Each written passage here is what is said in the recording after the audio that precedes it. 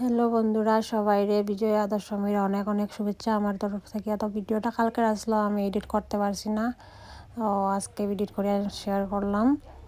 তো সবাই কই কই গেছে বিজয়া দশমীর জানাইও। আমরাও গেছি এক জায়গা বিজয়া দশমী, এখানেও হয় যেখানে মানে বিহারি সৎসঙ্গ, তারা বিহারের মানুষ ইয়ে করুন। তো এখানে গিয়ে দেখি বহুত মানুষ, বহুত এনজয় হয়েছে। তো দেখতে পারা তো ওরকম মানুষ হয়েছে, ওরকম ডান্স করা।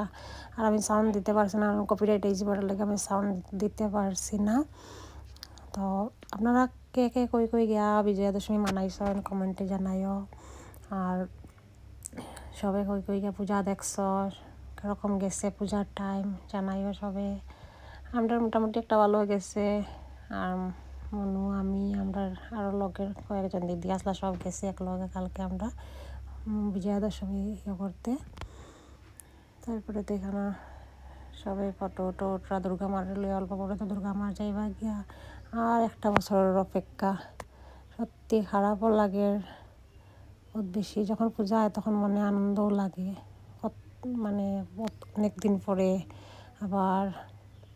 তারপরে মন্দির থেকে বেরিয়ে আমরা প্রসাদ খাওয়া শুরু করছি, কারণ পূজা উপলক্ষে একদিনও প্রসাদ খাইতে পারছি না। তাও বিজয়া দশমী এখানে প্রসাদ দিতরা, প্রসাদ খাইছি, পোলাও, নিরামিষ সবজি আর একটা ক্ষীর আছিল। প্রসাদ খাওয়ার পরে তারপরে মা দুর্গার লইয়া বাইরে গেছেন রাস্তাত। আর বীর দেখায় নাকি এরকম বীর মা দুর্গার উঠাইছেন গাড়ি, তার পিছনে এত মানুষ, এত বীর। মা দুর্গা যাইতে লাগে সত্যি খারাপও লাগে, বহুত কষ্ট লাগে। তাও কি যাইতে তো দিতে লাগবো, কিছু করার নাই, ওটাই মেয়েরার জীবন। টাটা, বাই বাই, সব ভালো থেকে সুস্থ।